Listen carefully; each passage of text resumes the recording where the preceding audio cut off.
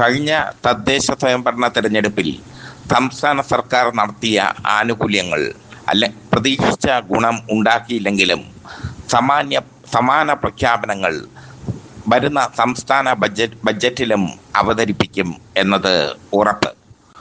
മൂന്നാം വട്ടവും ഭരണം പിടിക്കുക എന്ന ലക്ഷ്യത്തോടെ സാമ്പത്തിക ബുദ്ധിമുട്ടുകൾ കണക്കിലെടുക്കാതെ ജനകീയ പ്രഖ്യാപനങ്ങൾ നടത്താനാണ് മന്ത്രി കെ.എൻ. ബാലഗോപാൽ ഒരുങ്ങുന്നത്. പുതിയ ബഡ്ജറ്റിലെ പ്രധാന പദ്ധതികൾ ഞങ്ങൾ പുറത്തുവിടുന്നു. ശമ്പളം പരിഷ്കരിക്കും പുതിയ ബഡ്ജറ്റിലൂടെ. കമ്മീഷൻ നിയോഗിക്കാതെ തന്നെ ശമ്പള പരിഷ്കരണം നടത്താനാണ് സർക്കാരിൻ്റെ തീരുമാനം. കമ്മീഷന് പകരം കമ്മിറ്റിയെ വെച്ച് ആഴ്ചകൾക്കുള്ളിൽ റിപ്പോർട്ട് വാങ്ങി പുതുക്കിയ ശമ്പളം മാർച്ച് മുതൽ നൽകി തുടങ്ങും. നിശ്ചിത ശതമാനം ശമ്പള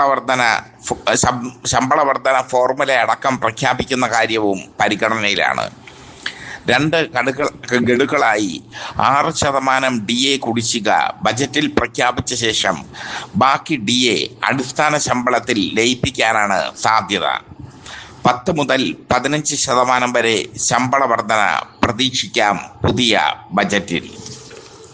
പുതിയ പെൻഷൻ പദ്ധതിയാണ് മറ്റൊരു പ്രത്യേകത.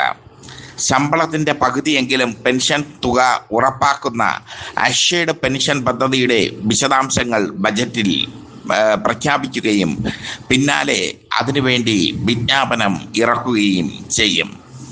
ഇത് രണ്ടും സർക്കാർ ജീവനക്കാരെ ഉദ്ദേശിച്ചിട്ടുള്ള ഫോർമുലയാണ്. ബഡ്ജറ്റിൽ ഈ 2 കാര്യങ്ങളും ഉറപ്പാണ്. ശമ്പളം പരിഷ്കരിക്കും, പുതിയ പെൻഷൻ പദ്ധതി പ്രഖ്യാപിക്കും. പങ്കാളിത്ത പെൻഷന് പകരം പുതിയ പെൻഷൻ പദ്ധതി പ്രഖ്യാപിക്കുന്ന വിപ്ലവകരമായ മാറ്റം ബഡ്ജറ്റിൽ കൊണ്ടുവരും.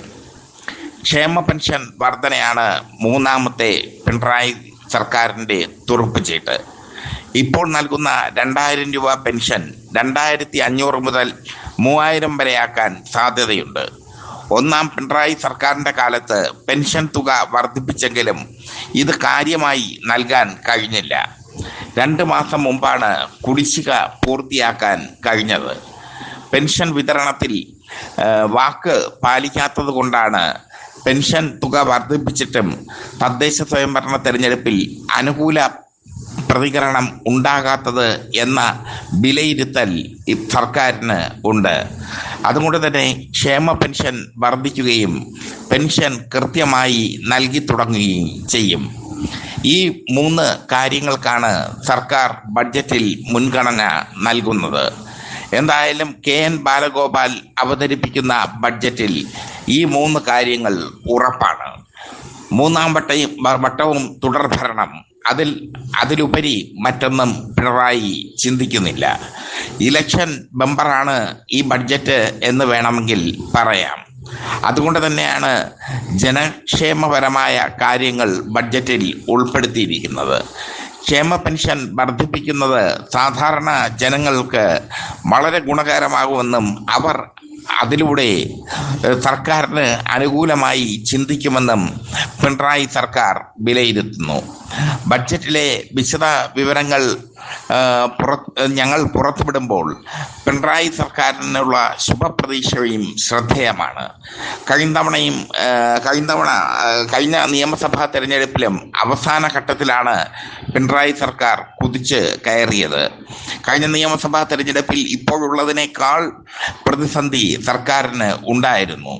സ്വപ്ന സുരേഷുമായി ബന്ധപ്പെട്ട സ്വർണ്ണക്കടത്ത് കേസ്, എം ശിവശങ്കർ കസ്റ്റഡിയിലായത്, ലൈഫ് മിഷൻ അഴിമതി, അങ്ങനെ ഒരുപാട് പ്രശ്നങ്ങൾ സർക്കാർ അഭിമുഖീകരിച്ചിരുന്നു. കോവിഡ് കാലത്ത് നടത്തിയ പ്രവർത്തനങ്ങളിലൂടെ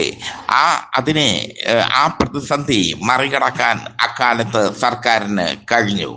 മാത്രമല്ല, അക്കാലത്ത് ക്ഷേമ പെൻഷൻ കൃത്യമായി ജനങ്ങളുടെ ഇടയിലെത്തിക്കാനും സർക്കാരിന് കഴിഞ്ഞു. ഇപ്പോൾ സാമ്പത്തികമായി സർക്കാരിന് ബുദ്ധിമുട്ട് ഉണ്ടെങ്കിലും ക്ഷേമ പെൻഷൻ വർദ്ധിപ്പിച്ച് അത് കൃത്യമായി എത്തിക്കാനാണ് സർക്കാർ ശ്രമിക്കുന്നത്. ക്ഷേമ പെൻഷൻ 2500 മുതൽ 3000 വരെ ആക്കാനുള്ള സാധ്യതയും ഉണ്ട് എന്നതാണ് ശ്രദ്ധേയം. പുതിയ ബഡ്ജറ്റ് KN ബാലഗോപാൽ പ്രഖ്യാപിക്കുമ്പോൾ അത് ഇലക്ഷന്റെ മുന്നോടിയായി പിണറായി സർക്കാർ കരുതുന്നു.